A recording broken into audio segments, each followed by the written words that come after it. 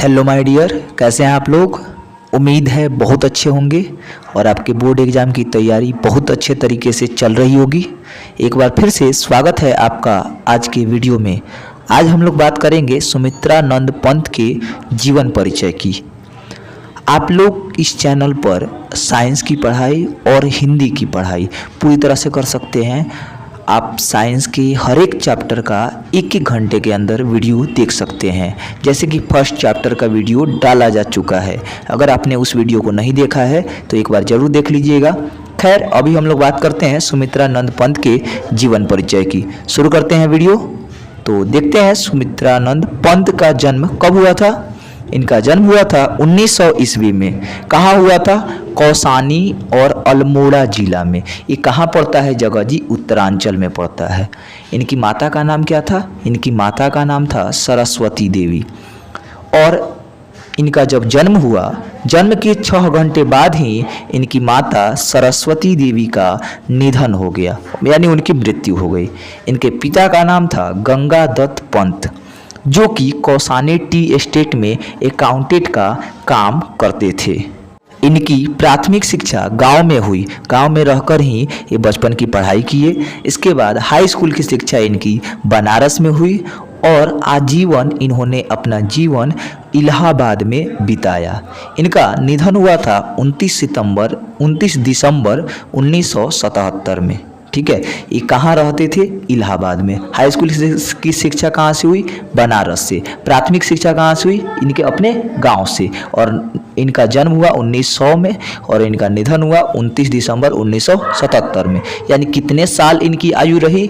77 साल। चलिए अब हम इनके बारे में कुछ और बातें चर्चा कर लेते हैं।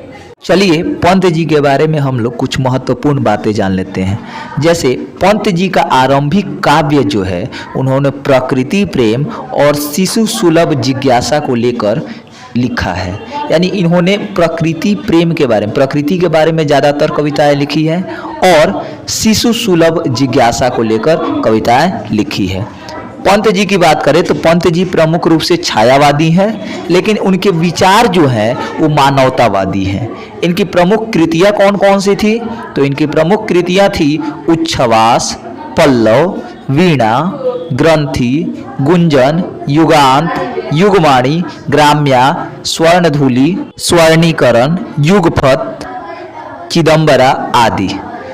आपको इनमें से 2 रचनाएं ध्यान में रखनी है। सबसे पहला ग्राम्या। ग्राम्या को क्यों ध्यान में रखना है? क्योंकि यह पाठ ग्राम्या से ही लिया गया है। और दूसरी रचना ध्यान में रखना है चिदंबरा। क्यों? क्योंकि चिदंबरा पर ही इनको ज्ञानपीठ पुरस्कार मिला है। तो ज्ञानपीठ पुरस्कार वाला किस पर मिला है? चिदंबरा पर। और ग्राम्या पाठ से यह, ग्राम्या पुस्तक से यह पाठ संकलित है, इसलिए इन दोनों को ध्यान में रखना है। चलिए अब हम लोग देख लेते हैं इस पाठ की पाठ परिचय के बारे में, यानी भारत माता पाठ के पाठ परिचय को। तो प्रस्तुत पाठ सुमित्रानंद पंत द्वारा रचित कविता संग्रह ग्राम्या से संकलित है। यह कविता आधुनिक हिंदी के उत्कृष्ट प्रगीतों में शामिल की जाती है। इसमें अतीत के गरिमा गान द्वारा भारत का ऐसा चित्र खींचा गया है जो ऐतिहासिक चाहे जितना रहा हो, वर्तमान को देखकर वैसा प्रतीत नहीं होता। धन, वैभव, शिक्षा, संस्कृति, जीवन शैली आदि तमाम दृष्टियों से पिछड़ा हुआ, धुंधला और मटमैला दिखाई पड़ता है। कवि को विश्वास नहीं हो रहा है कि क्या यह हमारा वही भारत देश है जो कभी सभ्य, सुसंस्कृत, ज्ञानी और वैभवशाली रहा था। कवि यहाँ इसी भारत का यथातथ्य चित्र खींचता है। तो इसमें कवि को यह आज की स्थिति जो है देखकर पता नहीं लग पा रहा है कि भारत पहले इतना गौरवशाली था। इसलिए कवि जो है फिर से उस गौरव को जगाने के लिए भारत के लोगों को याद दिला रहे हैं कि हमारा देश कैसा हो गया है और कितना गौरवशाली था।